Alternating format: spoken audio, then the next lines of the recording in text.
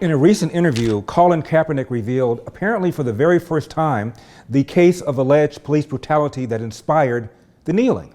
10 months before the then San Francisco 49ers quarterback took a knee during the playing of the Star-Spangled Banner in protest of systemic anti-blackness and police terrorism, he and his partner, Nessa, devised a plan. The seeds of that plan gave birth to the Know Your Rights campaign, a traveling youth empowerment initiative. As Kaepernick describes it, the discussion happened shortly after the execution of Mario Woods.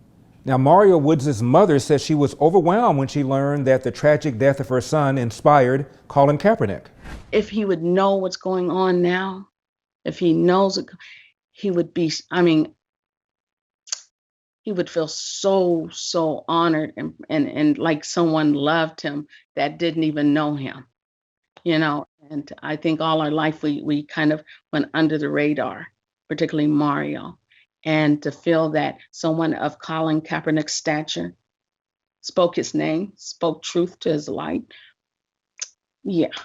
Again, tragic. Parents are not supposed to bury their children.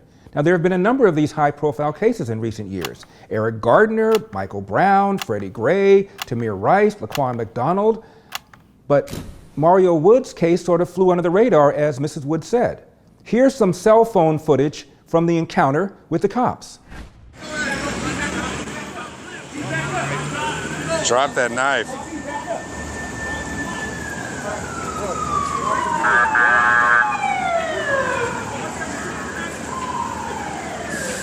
Drop that knife, homeboy. Drop the knife. Drop the knife, man. Again, tragic, but execution? Here's an account from the San Francisco Gate. The incident began at about 4 p.m. on December 2nd, when officers were dispatched to San Francisco General Hospital to take a report from a 26-year-old Bayview man who had been slashed in the upper arm, according to police documents. The man, whose name police have withheld for his protection, told officers that he and a female friend had been eating in a car parked in front of an apartment building when they saw a man walking back and forth on the sidewalk talking. The suspect was not making any sense and appeared to be under the influence, according to the police report on the interview. The assailant then reached into the passenger side of the car with a knife, prompting the man seated there to open the door and push the suspect away. When the man got out of the car, the assailant slashed him across the left shoulder. Bleeding heavily, the victim fled and showed up a short time later at San Francisco General. Two officers responding to the crime scene, aided by a neighbor who saw the attack, briefly spotted the suspect but lost track of him. Police radioed in a description and more officers were called in to search. Within minutes, two officers spotted Woods, who matched the suspect's description, waiting to board a bus at 3rd Street and Fitzgerald Avenue. When the officers got out of their car, the man began to backpedal, according to the statement provided by the partner of Officer Charles August, who would soon become a central figure in the shooting. Woods then grabbed a knife out of his jeans pockets and said something to the effect of, "You're not taking me today," wrote the partner, whose name was redacted from the documents provided to us. The partner reported that he and August then drew their guns and told Woods to drop the knife. That's when August's partner said he heard Woods say, "You better squeeze that mother blank and kill me." Then Woods turned south on 3rd and the officers radioed for backup while repeatedly ordering him to drop the knife. More officers arrived, some of them armed with weapons that fire non-lethal beanbags filled with lead shot. The first beanbag round, shot from a 12-gauge weapon, had no effect, August's partner wrote. Police then hit Woods with 2 more rounds, including one that struck his leg, causing the limp that Woods displayed in the videos of the police confrontation. Still, Woods wouldn't drop the knife. When a 4th beanbag was fired using a more powerful 40mm gun, the officer said the subject appeared to be stunned and crouched to one knee, but still refused to drop the knife. He quickly regained his balance and stood back up. At that point, another officer tried to subdue Woods using pepper spray. He didn't appear to react, the police accounts say. "I then noticed a large crowd of people behind me," said August's partner. "I walked toward the crowd to advise them to back up when I saw the subject with the knife still in hand begin to walk toward the crowd. As Woods headed toward the bystanders, August tried to cut him off, police accounts say. In the videos of the shooting, he can be seen stepping into Woods' path. I yelled, "Back up," as loud as I could at the crowd when I heard multiple gunshots, August's partner said. It was the sound of August and 4 other officers firing their weapons. Did police overreact? Was the crowd at risk? Would Woods still be alive if police had tasers or were trained to use less force when confronted with weapons? Those are questions being looked at by investigators and the broader forums of City Hall and public opinion. Some of the racial element in the case has been diffused by the fact that August and his partner are African American, as Woods was. So let me get this straight. The suspect had a 6 to 8 inch knife, shot with several escalating rounds of beanbags, pepper sprayed, and still wouldn't put down the knife? You remember what the actor Jesse Williams said at the BET Awards ceremony where he said, the police use de-escalation on whites, but not on blacks? What we've been doing is looking at the data, and we know that police somehow manage to de-escalate, disarm, and not kill white people every day. To repeat, had a knife, wouldn't drop it, hit with several rounds of beanbags, hit with pepper spray. Oh, by the way, the first 2 cops on the scene, black, as was the suspect. Failing to surrender peacefully, Woods posed an immediate threat to bystanders and officers, wrote Deputy City Attorney Sean Connolly. Woods, while still armed with the weapon, attempted to flee by walking past the officer and toward the area where numerous bystanders congregated. End of quote. Actor Jesse Williams said, what we've been doing is looking at the data. So let's look at the data. The Washington Post said in 2015 there were roughly 1,000 people killed by the police. 500 of them were white, 250 of them were black. Less than 4% of the total shot and killed by the police were white cops shooting unarmed black men.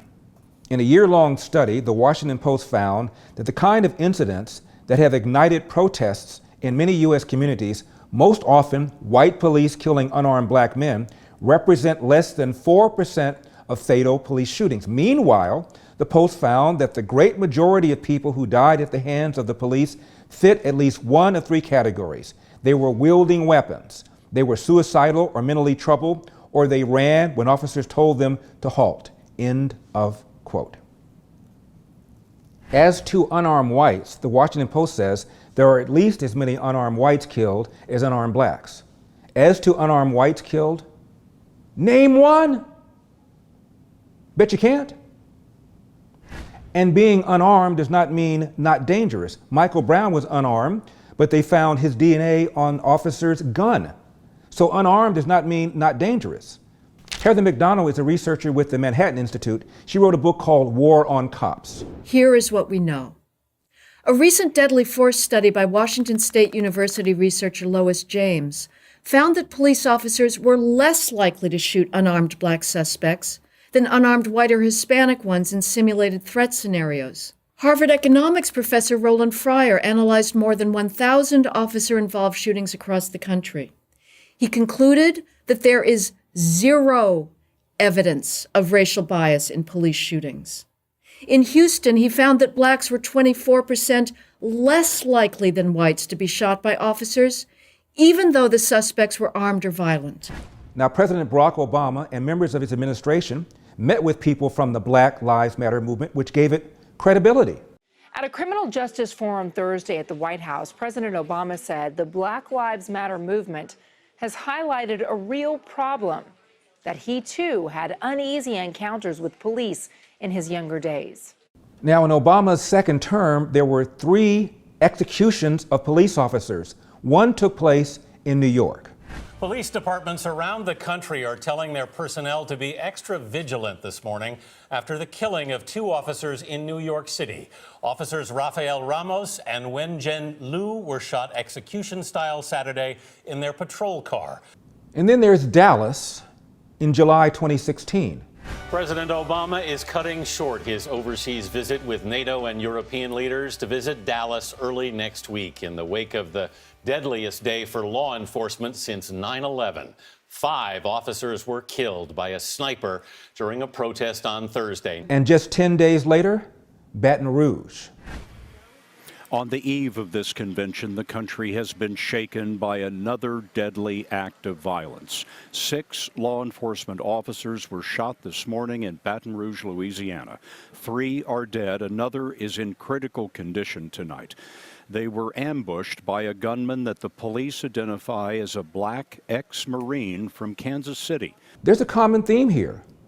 All 3 suspects, black men, motivated by the lie that the police are engaging in institutional racial profiling against blacks, institutional racial brutality against blacks. How do we know this? They said so. They either posted it on social media or told others, which means this Black Lives Matter movement is getting people killed. After all, President Trump was blamed for El Paso. The president's language, his rhetoric, has produced the kinds of hate crimes that we saw in El Paso yesterday. You see the contradiction? Obama embraced the Black Lives Matter movement. Donald Trump never called himself a white nationalist, a white supremacist. In fact, he rejected this. How do you feel about the recent endorsement from David Duke? I didn't even know he endorsed me. David Duke endorsed me? Okay. All right. I disavow, okay? I totally disavow the Ku Klux Klan. I totally disavow David Duke. I've been doing it now for 2 weeks. You're probably about the 18th person that's asked me the question.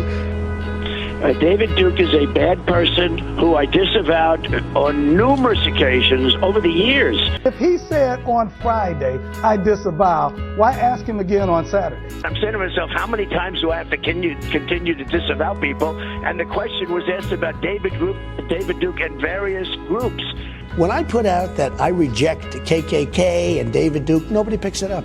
You know why they don't? Because they don't want to pick it up. I disavowed him on Friday. I disavowed him right after that because I thought if there was any question, and you take a look at Twitter, almost immediately after on Twitter and Facebook, they were disavowed again. I disavowed him every time I speak to somebody virtually, and, they just keep it going. They keep it going. But neither the Democrats nor the media blamed Obama for these 3 execution-style shootings, even though all 3 men said they were motivated by the lie that the Obama administration has been pushing. But I will tell you somebody who did blame Obama. I think the Obama administration's continued appeasement at the federal level with the Department of Justice, their appeasement of violent criminals, their refusal to condemn movements like Black Lives Matter, actively calling for the death of police officers while blaming police for the problems in this country has led directly to the climate that has made Dallas possible, end of quote. Now, as for Colin Kaepernick, even the great Jim Brown says, Cap, you got to make a decision. But I would advise a young man, if you're a football player, play football. If you're going to be a real activist, use your money, use your notoriety. Go ahead. I double dog dare you to call Jim Brown and Uncle Tom. Now we finish with this. Elizabeth Warren says that there is a national emergency regarding gun violence. Let me tell you what the real national emergency is. Her dancing. First, here's Tina.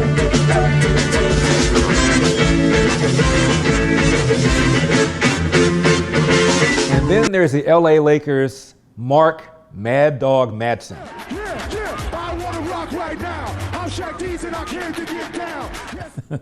But hey, Tina, hey, Mad Dog, move over for the nimble feet of Elizabeth Pocahontas Warren.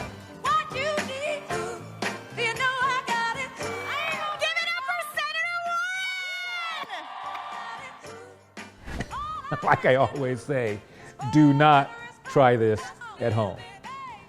I'm Larry Elder, and this has been the Larry Elder Show for Epic Times. I'll see you next time.